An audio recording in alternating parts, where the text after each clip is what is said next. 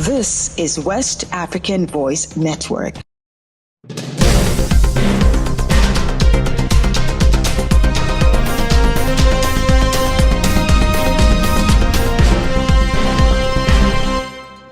Hello and many thanks for joining us on Newswave on West African Voice Network. I am Fatima Ibrahim. We begin in Ghana as the country suffers billion-dollar losses from gold smuggling. Ghana is losing billions in revenue due to illegal transfer of gold, one of its most valuable natural resources. Finance Minister Dr. Cecile Atunfosun revealed in a post on X that at the peak of Ghana's economic crisis in 2022, an estimated 60 tons of gold, valued at approximately $1.2 billion, were illegally smuggled out of the country. The minister lamented the significant financial loss, questioning the economic gains Ghana could have achieved as the gold remained within the formal economy. To address the issue, Dr. Fosun announced that he had engaged with officials from the UK Ghana Gold Program, an initiative aimed at breaking the links between illegal artisanal gold mining and organized crime. The program seeks to ensure that Ghana fully benefits from its gold resources while tackling the illicit trade that has severely impacted the nation's revenue. We move now to Liberia as the country strengthens border and maritime security with Operation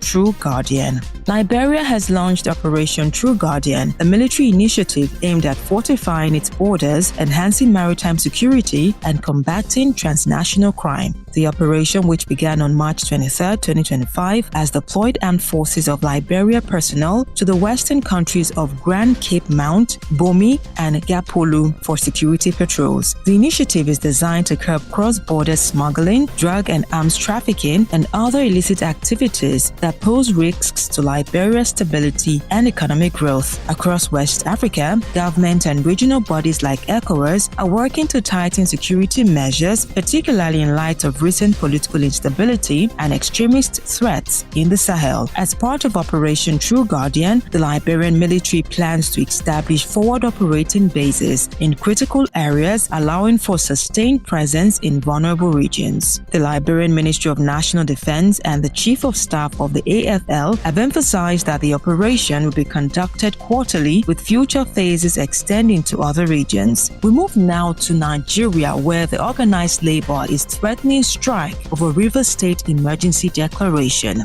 The Nigerian Labour Congress (NLC) has threatened to take decisive action following the federal government's declaration of a state of emergency in Rivers State, southern Nigeria. The union fears the decision could disrupt national economic activities if the proclamation is not reversed within a reasonable time frame. In a joint statement, Rivers State NLC chairperson Alex Akwanwo, Trade Union Congress chairperson Ikechukwu Onyefuru, and Joint Negotiation Council chairperson Chukwu Emecheta strongly condemned the government's action. The organized labor described the suspension of the elected governor Siminalayi Fubara, his deputy Ngozi Odu, and House of Assembly members as premature and baseless. Citing concerns about legality, economic impact, and broader consequences, the union decried the hardship faced by local government workers, many of whom have yet to receive their salaries. The NLC insists that the state of emergency must be reversed to uphold Nigeria's democratic integrity and prevent further economic instability.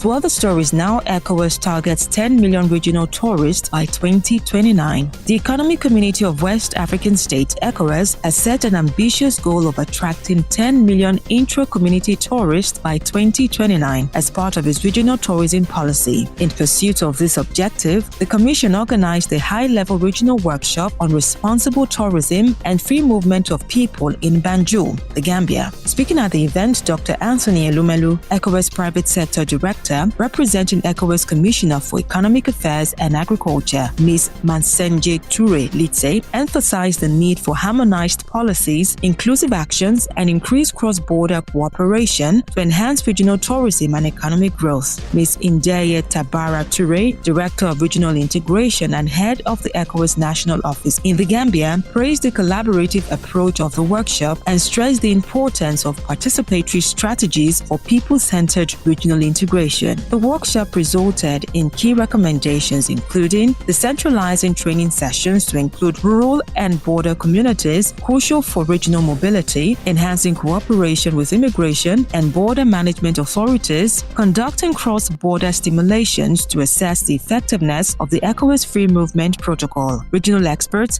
highlighted Gambia's strategic role as a top tourist destination in the ECOWAS region, with tourism generating $85 million annually, contributing 20% of GDP and providing over 82,000 direct and indirect jobs. And that's it on Newswave on West African Voice Network. For more news from across the region and beyond, visit wavn.org. You can also stay connected with us on X, Instagram, Facebook, and LinkedIn at WAVN News, and on TikTok and YouTube at West African Voice Network. I am Fatima Ibrahim. Thank you for your time.